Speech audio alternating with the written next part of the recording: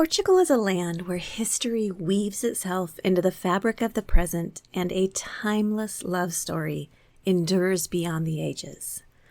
Among the tales that echo through the narrow alleys and across the rolling hills, none capture passion and tragedy quite like the story of Pedro and Inez.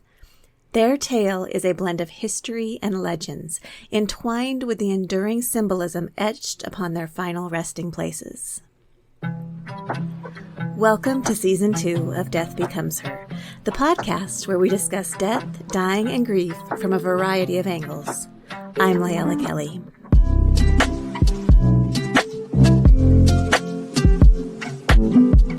I'm going to start Season 2 off with a love story. A love story. A love story with a death twist. This is the story of the Corpse Queen of Portugal. Pedro I was born to King Afonso IV of Portugal and Beatrice of Castile. In the year 1336, when Pedro was 16, he was betrothed to Constanza Manuel of Villena. As was the case with many marriages of the time, the match was made in an effort to create a political alliance with another kingdom. The young Infante was not pleased with his marriage of convenience, but the couple was married by proxy in spite of his resistance. It would be 4 years before Pedro and Constanza would meet in person. And when they did, the sparks flew. No, not between Pedro and his wife, though he did determine that she was acceptable in a I guess I could produce an heir with you kind of way. Instead, Pedro was instantly enamored with Constanza's cousin / lady-in-waiting, Inez de Castro. Inez was a blue-eyed beauty with skin so white it was said that when she drank wine, one could see it flowing through her throat, which apparently is a beautiful thing. She had captured Pedro's heart, and he had little interest in his wife Constanza. All the same, before too long, Constanza was pregnant and aware of her husband's infidelity. So she came up with a clever plan to end Pedro's scandalous affair. She invited Inez to be her baby's godmother. In doing so, the Catholic Church would view Inez as a relative, thus making the affair incestuous. Certainly, the moral implications would squash the adulterous romance. Nope, Pedro didn't care. And then, when the newborn died a week after birth, there was no hope of her plan succeeding. Constanza wasn't the only one put out by Inez's presence in the royal court. Pedro's father, King Afonso IV, was also becoming concerned. Not only were Pedro's extracurricular activities endangering political relations with Constanza's family, it turns out Inez was intertwined with exiled Castilian nobility, and her brothers were becoming Prince Pedro's friends and trusted advisors. The king feared that the clan of Castro was becoming too powerful and feared that the Portuguese throne could be in jeopardy. He wanted Inez and her influence gone. So Afonso had her exiled. Not exiled to an island like Napoleon, just an inconvenient distance from the palace. In short, not far enough to deter Pedro. The couple continued to meet in secret. Pedro continued to meet up with Constanza as well, producing 2 more heirs to the throne. But shortly after the birth of their last child, Constanza became ill and died. At last, Pedro was free. He was no longer bound in a marriage he neither needed nor wanted. For a time, life was good. Pedro and Inez lived happily together with their children. Years passed. A variety of princesses were offered as second wives for Pedro, but he had no interest. He had his Inez. Instead, Pedro asked permission to formally marry Inez. The answer was no. King Afonso and the royal court still feared the clan of Castro. They couldn't allow a marriage alliance between the two families. Pedro and Inez's love affair was no longer just an inconvenience. Now there were illegitimate heirs who may usurp the Portuguese throne. The royal court insisted that something must be done. They reached a consensus. Inez had to die. Initially, King Afonso was resistant to the idea of assassinating his son's love, but eventually his advisors convinced him to order the murder of Inez. On January 7th, 1355, while Pedro was away on a hunting trip, the king and 3 assassins journeyed to Coimbra, to the home of Pedro and Inez. Afonso gave the order, and in front of one of her children, 29-year-old Inez de Castro was stabbed and decapitated. Her body was taken to the Church of Santa Clara, and she was buried. When Pedro heard that his beautiful Inez had been murdered, the heartbroken prince sought revenge. He raised an army against his father, but was quickly defeated.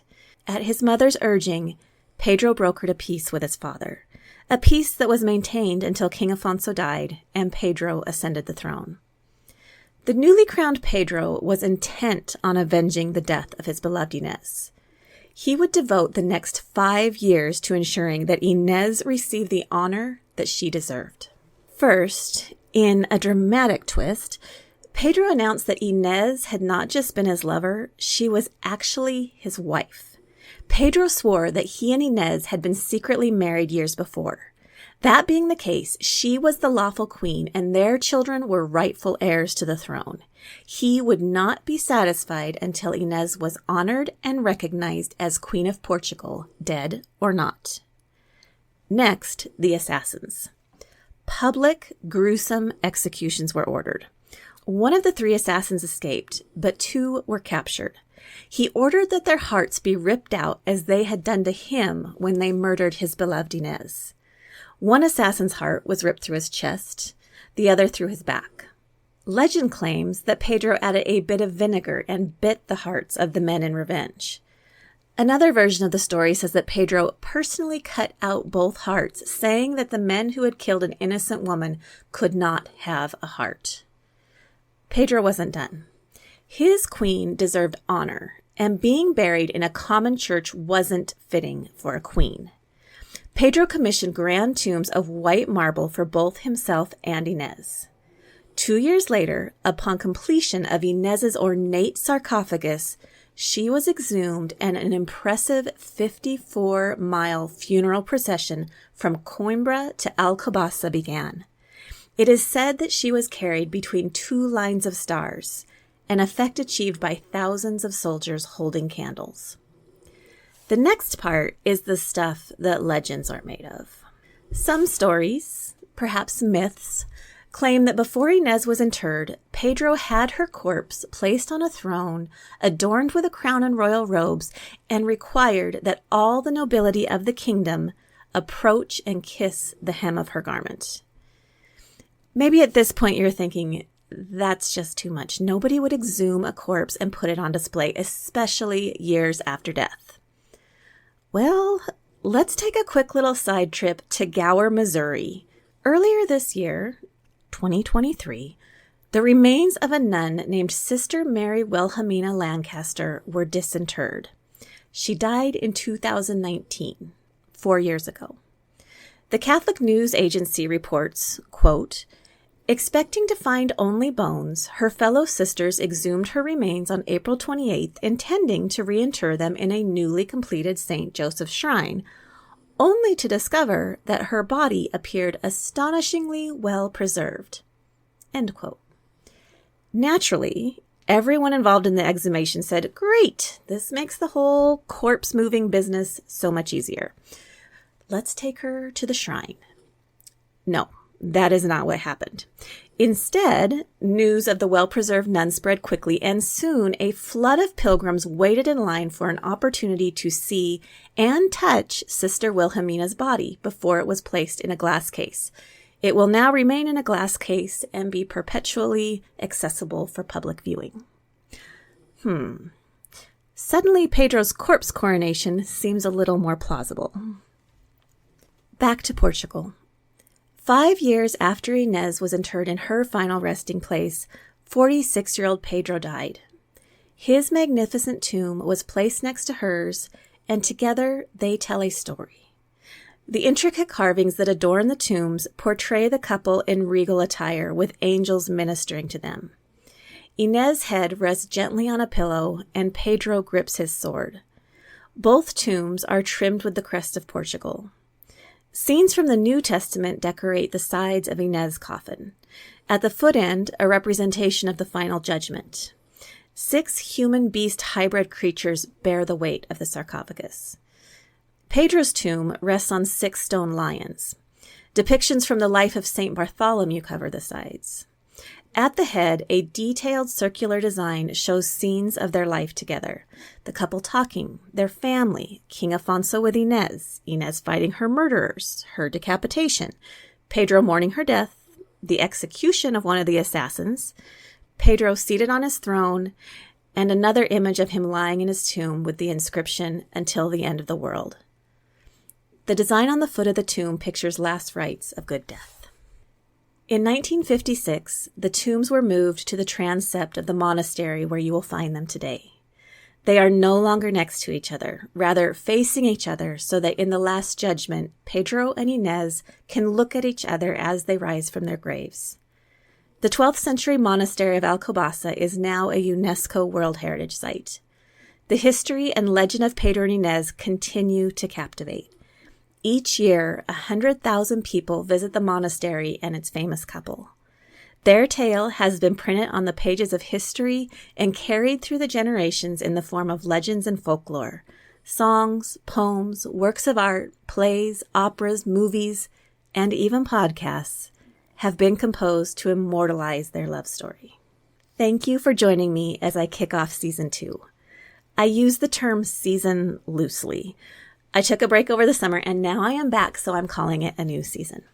I hope you enjoyed the story of Pedro and Inez. It is a favorite of mine. In March, I was able to visit the monastery of Alcobaça and see the tombs in person, and they really are spectacular. No wonder it took years to carve them. You should look them up. Check them out on Google. And if you find yourself in Portugal, Alcobaça is a beautiful little place to visit. Coming up, I've got a variety of topics that I'm looking forward to digging into, so I hope you'll join me for those as well. Until then, remember, talking about death won't kill you. I promise.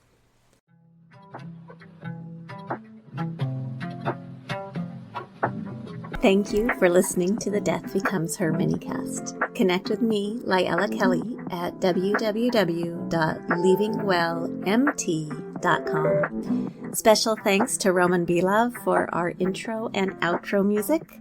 Thank you for tuning in, and remember, talking about death won't kill you. I promise.